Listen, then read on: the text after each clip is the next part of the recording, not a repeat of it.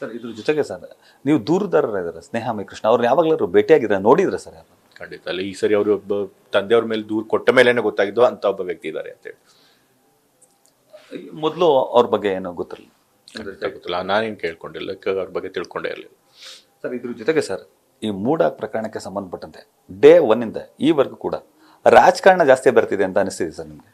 ಹೌದು, ಇದು ಕೇವಲ ರಾಜಕಾರಣಕ್ಕೋಸ್ಕರ ಮಾಡ್ತಾರೆ, ರಾಜಕೀಯ ದುರುದ್ದೇಶದಿಂದನೇ ಮಾಡ್ತಿರೋದು ಹೊರತು ಬೇರೆ ಇನ್ನೇನೂ ಇಲ್ಲ. ನಿಜ ಹೇಳಬೇಕು ಅಂತಂದ್ರೆ ರಾಜ್ಯಪಾಲರು ಇದಕ್ಕೆ ಸ್ಯಾಂಕ್ಷನ್ ಅನುಮತಿನೇ ಕೊಡೋಂಗಿದಿಲ್ಲ. ಆದರೂ ಕೂಡ ಅವ್ರ ಮೇಲೆ ಪ್ರಭಾವ ಬೀರಿ ಒತ್ತಡ ಹಾಕಿ ಕೊಟ್ಟಿದ್ದಾರೆ. ಅದಾದ ನಂತರ ಕೋರ್ಟ್ನಲ್ಲೂ ಕೂಡ ನಮಗೆ ನ್ಯಾಯ ಸಿಕ್ಕಿಲ್ಲ. ಕೋರ್ಟ್ನಲ್ಲೂ ಕೂಡ ಇದನ್ನ ರಾಜ್ಯಪಾಲರು ಏನು ಸ್ಯಾಂಕ್ಷನ್ ಕೊಟ್ಟಿದ್ದನ್ನು ಕೋರ್ಟ್ ಎತ್ತಿ ಹಿಡಿದಿದೆ. ಅದಕ್ಕೆ ಸರಿಯಲ್ಲ, ನ್ಯಾಯಬದ್ಧವಾಗಿಲ್ಲ ಅಂತ ನಮ್ಮ ಅನಿಸಿಕೆ. ಹಾಗಾಗಿ ನಾವು ಅದಕ್ಕೆ ಹೈಯರ್ ಅಪೀಲ್ ಮಾಡ್ತಾ ಇದ್ದೇವೆ.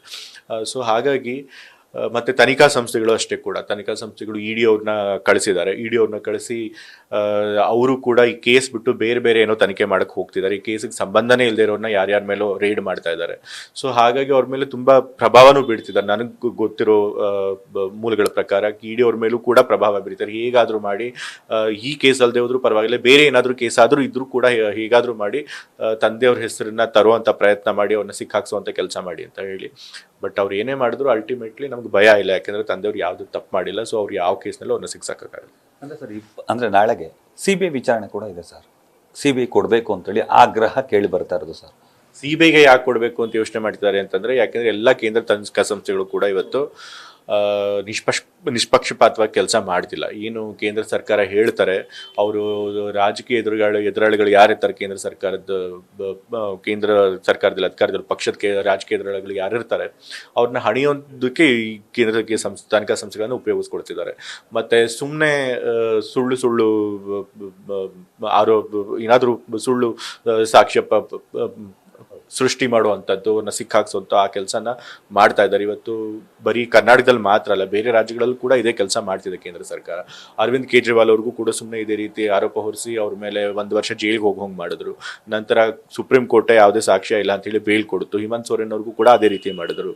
ಚಂದ್ರಬಾಬು ನಾಯ್ಡು ಅವರು ಕೂಡ ಹಾಗೆ ಮಾಡಿದ್ರು. ಹಿಂದೆ ಅವರು NDA ಪಕ್ಷದಲ್ಲಿ ಇಲ್ಲದೆ ಇದ್ದಾಗ, ಈಗ ಅವ್ರ ಜೊತೆ ಸೇರಿದ ಮೇಲೆ ED ಕೇಸ್ನ ಡ್ರಾಪ್ ಮಾಡಿದ್ದಾರೆ.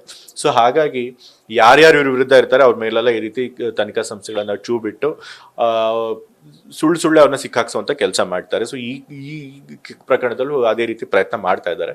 ಬಟ್ ತಂದೆಯವರು ಯಾವ್ದ್ರೊಳಗೂ ಇನ್ವಾಲ್ವ್ ಆಗಿಲ್ಲದೆ ಇರೋದ್ರಿಂದ ನಮ್ಗೇನು ಭಯ ಇಲ್ಲ. ಅಂದ್ರೆ ಟಾರ್ಗೆಟ್ ಸಿದ್ದರಾಮಯ್ಯ ಅಂತ? ಖಂಡಿತ ಹೌದು, ಟಾರ್ಗೆಟ್ ಸಿದ್ದರಾಮಯ್ಯ ಅವರೇ. ಯಾಕೆ ಅಂತ ತಂದ್ಕೊಂಡು ನಲ್ಲೂ ಕೂಡ ನಾವು 3 ಸ್ಥಾನಗಳನ್ನ ಗೆದ್ದಿದ್ದೀವಿ.